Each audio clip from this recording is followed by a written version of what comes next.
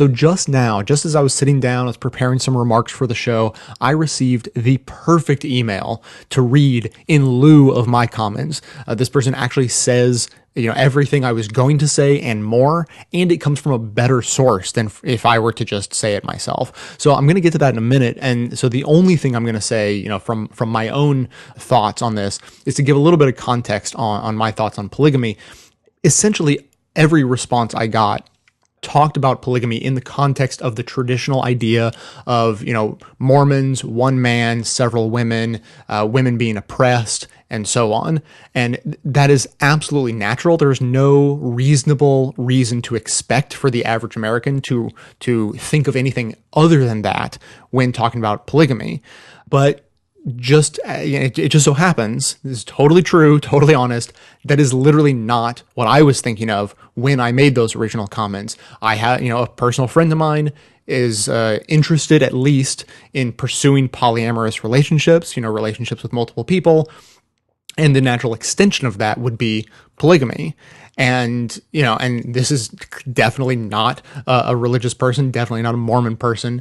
And, and it would not necessarily go down as those traditional relationships do with one man and multiple women. It could be the other way around, and so on and so on. So that's actually what I had in the back of my mind. I don't think that changes anything about the argument that I laid out, but it is sort of helpful context that maybe it would have been good if I had laid that out earlier. Apologies. So anyways, on to this email.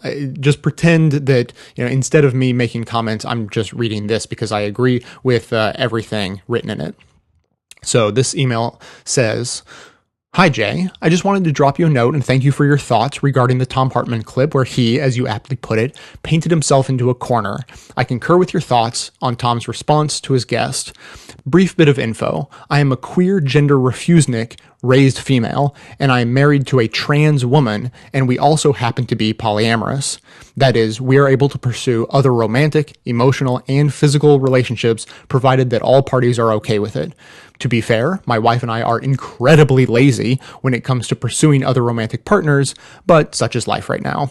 I can say that there are most certainly parallels with regards to the pursuit of LGBTQ rights and the rights of polyamorous peoples to not have to worry about being fired from jobs, lose custody of their children, and be shunned by friends and family simply because people are disturbed by the actions taken by freely consenting responsible adults. Alas, I can already hear the cries of, it will lead to incestuous marriages, marriages with animals, marriages to cars. It is just as frustrating and heartbreaking as hearing it in terms of marriage equality between same-sex couples. So, while I am out about being queer, I remain closeted about being a trans spouse in a poly relationship. In closing, my sense is that the current cultural view of polyamorous relationships is on par with our culture's view of lesbians and gays 20 years ago. Sadly, bisexual, pansexual, trans, and non-gender conforming peoples have still fallen by the wayside. My hope is that we'll eventually stop passing judgment on the actions of consenting adults and focus more on how we positively impact the world.